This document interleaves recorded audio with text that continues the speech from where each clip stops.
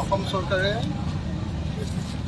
যোৱা 22 আগষ্ট তাৰিখৰ দিনা কেবিনেটত যি সিদ্ধান্ত গ্ৰহণ কৰিছে, শিক্ষাৰ মাধ্যম সম্পৰ্কে যি সিদ্ধান্ত গ্ৰহণ কৰিছে আৰু অন্য যি দুটা সিদ্ধান্ত গ্ৰহণ কৰিছে, শিক্ষা সম্পৰ্কীয় এই দুইটা যুগ মাধ্যম এই তিনিটা সিদ্ধান্তৰ বিৰোধিতা কৰিবৰ কাৰণে এনেকৈ ৰাইজৰ দলে আজি আমি প্ৰতিবাদী কাৰ্যসূচী গ্ৰহণ কৰিছোঁ।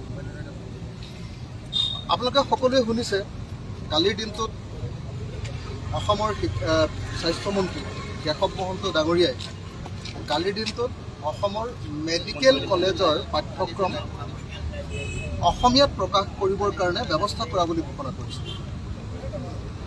এই চৰকাৰে মেডিকেল আৰু ইঞ্জিনিয়াৰিং বোলে অসমীয়া মাধ্যমত পঢ়াব আৰু বিজ্ঞান আৰু অংক বোলে তেওঁলোকে তৃতীয় শ্ৰেণীৰ পৰা ইংৰাজী মাধ্যমত পঢ়াব।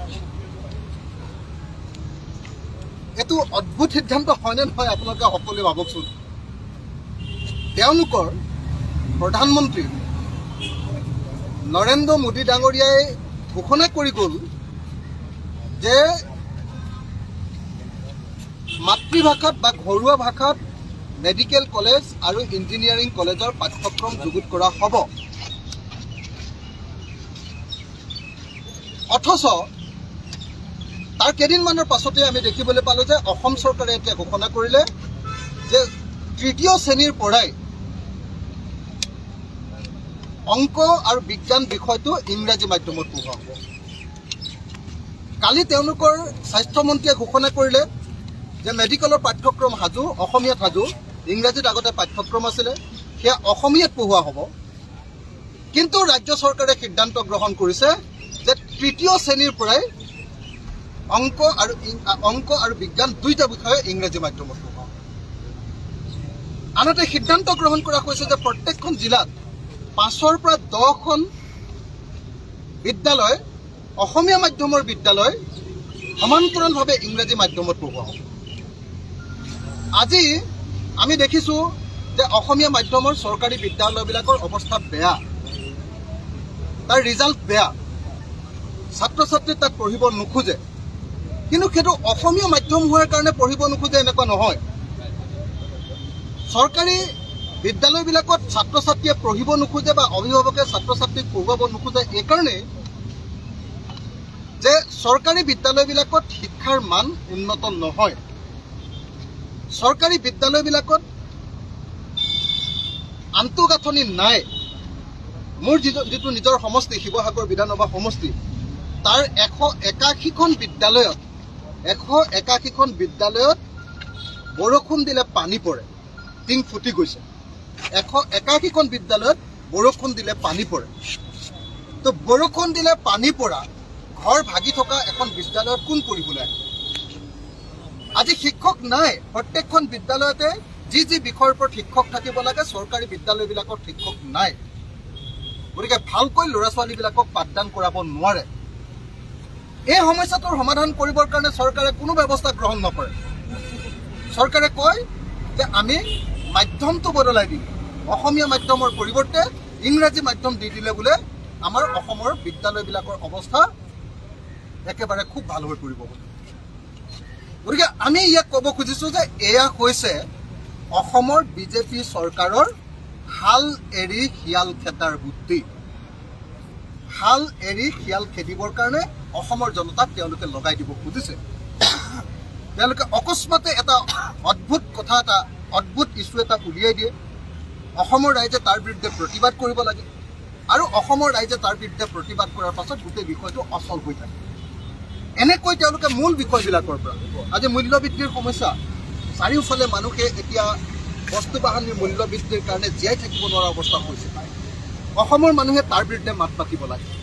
আজি বানপানীৰ কাৰণে খেতি কৰিব পৰা নাই আৰু বহু অঞ্চলত খৰাঙৰ কাৰণে খেতি কৰিব পৰা নাই, তাৰ বিৰুদ্ধে মাত মাতিব লাগে। চৰকাৰে হঠাতে কৈ দিলে যে অসমীয়া মাধ্যমৰ বিদ্যালয়বিলাকত ইংৰাজী মাধ্যম পঢ়োৱা হ'ব। এতিয়া আপুনি কি কৰে কৰক, কোনটো বিষয়ক লৈ আপুনি মাত মাতিব? গতিকে এই মুহূৰ্তত আমি দাবী উত্থাপন কৰোঁ যে অসমৰ চৰকাৰী মাধ্যমৰ বিদ্যালয়বিলাকত গুণগত শিক্ষা দিয়াৰ ব্যৱস্থা গ্ৰহণ কৰা হওক। প্ৰয়োজন সাপেক্ষে বিদ্যালয়বিলাকত দ্বিভাষিক পাঠ্যক্ৰম প্ৰস্তুত কৰক। অংক আৰু বিজ্ঞানৰ দ্বিভাষিক নতুন শিক্ষানীতিয়ে কৈছে যে অংক আৰু বিজ্ঞানৰ কাৰণে দ্বিভাষিক পাঠ্যক্ৰম তৈয়াৰ কৰা হ'ব আৰু শিক্ষণ সামগ্ৰীও দ্বিভাষিক কৰা হ'ব বুলি নতুন শিক্ষানীতিয়ে কৈছে।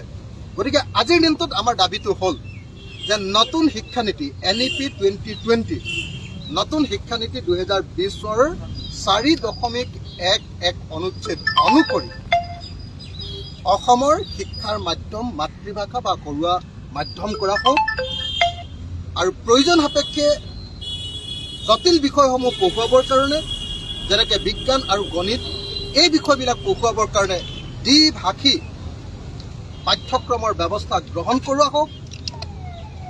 LP স্কুলৰ পৰাই ল'ৰা ছোৱালীবিলাকক ইংৰাজী শিকোৱা হওক, ক'বলৈ শিকোৱা হওক আৰু লিখিবলৈ শিকোৱা হওক আৰু তাৰ কাৰণে সকলো বিদ্যালয়তে ইংৰাজী শিক্ষক নিযুক্তি দিয়ক আৰু গণিত বিজ্ঞানকে ধৰি এই আটাইবিলাক বিষয়তে শিক্ষক নিযুক্তি দি উপযুক্ত পৰিমাণৰ গুণগত মানৰ শিক্ষা দিয়াৰ ব্যৱস্থা গ্ৰহণ কৰা হওক। আমি বেলেগ নতুন কথা একো কোৱা নাই। আমি কৈছোঁ যে ৰাষ্ট্ৰীয় শিক্ষানীতি নতুন শিক্ষানীতি 2020ৰ 4.11 ধাৰা 4.14 ধাৰা আৰু 20.10 ধাৰা এই যিকেইটা ধাৰাত মাতৃভাষা বা ঘৰুৱা ভাষাৰ মাধ্যমত শিক্ষা প্ৰদানৰ কথা কোৱা হৈছে সেই অনুসৰি আমাক শিক্ষা প্ৰদান কৰা হওক। কোনোবাই ক'ব পাৰে যে ইংৰাজীৰ আমি বিৰোধিতা কৰিছোঁ নেকি? আমি ইংৰাজীৰ মুঠেও বিৰোধিতা কৰা নাই। আমি ইংৰাজী স্পকেন ইংৰাজী পঢ়ুৱাবৰ কাৰণে দাবী উত্থাপন কৰিছোঁ। আমি ভালকৈ ইংৰাজী লিখাবৰ কাৰণে দাবী উত্থাপন কৰিছোঁ আৰু লগতে প্ৰয়োজন সাপেক্ষে আমি দ্বিভাষী অৰ্থাৎ অসমীয়া আৰু ইংৰাজী এই দুয়োটা ভাষাতে জটিল পাঠ্যক্ৰমবিলাক পঢ়ুৱাবৰ কাৰণে আমি দাবী জনাইছোঁ। এইটো হ'ল আমাৰ দাবী। দ্বিতীয়